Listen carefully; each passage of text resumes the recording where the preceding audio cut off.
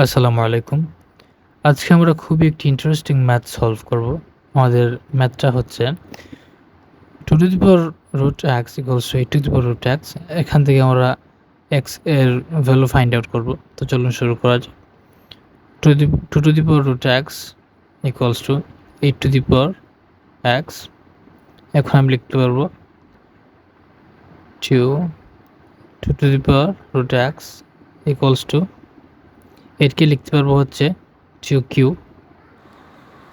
পাওয়ার x, কারণ আমরা জানি 2q হচ্ছে 2q কি করলে যে 8 হয়ে যায়। তো আমি লিখলাম।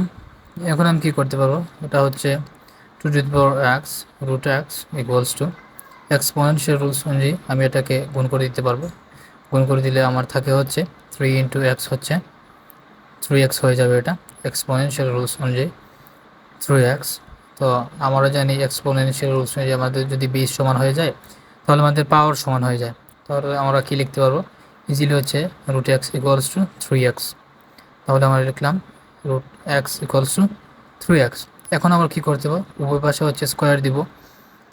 আমি দিলাম হচ্ছে উভয় পাশে স্কোয়ার, এই রুট এবং স্কোয়ার ক্যান্সেল হয়ে যাবে, থাকবে হচ্ছে x equals two 3 square, it will be 9 and x square. এখন যদি আমি এক্স 9x এদিকে আনি মাইনাস এক্স ইকুয়ালস টু 0। এখান থেকে আমি কী করতে পারবো, আমি যদি এক্স কমন নিই থাকবে হচ্ছে 9x মাইনাস 1 ইকুয়ালস টু 0, এবং আমার ফাইনাল আনসার হচ্ছে x ইকুয়ালস টু 0। এখান থেকে আমি কী হবো, 9x মাইনাস 1 ইকুয়ালস টু 0।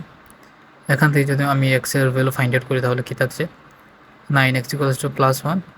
আমি যদি উভয় পাশে 9 দিয়ে ভাগ দিই, এই 9 ক্যান্সেল, আমার থাকছে হচ্ছে x ইকুয়ালস টু 1/9। তাহলে আমাদের x এর ফাইন্ড আউট ভ্যালু হচ্ছে x ইকুয়ালস টু 0 এবং x ইকুয়ালস টু 1/9। আমাদের ম্যাথটা এই পর্যন্তই ছিল। ভালো লাগলে চ্যানেলটিকে সাবস্ক্রাইব করে পাশে থাকবেন। ধন্যবাদ।